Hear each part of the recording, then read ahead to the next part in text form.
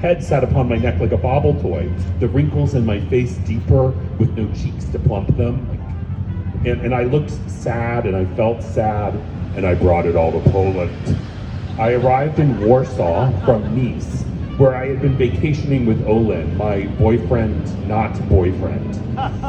He just didn't like being a part of a couple, as in it really freaked him out that time we found ourselves both brushing our teeth in the bathroom at the same time. See also the greening of his complexion when I once asked myself to wash myself off in his shower.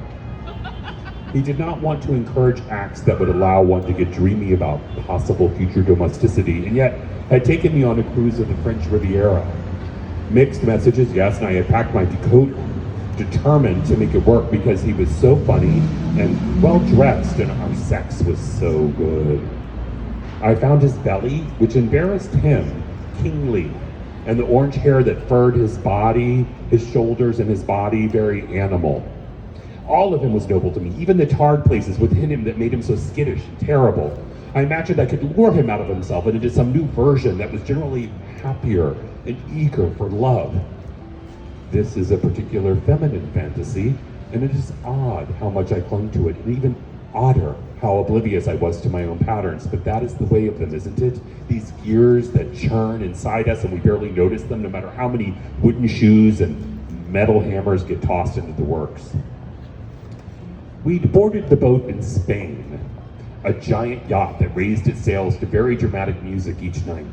You would be sitting in the hot tub and suddenly the soundtrack to a Viking ambush would blare and the white canvas would ascend, and for 1 week we were at sea.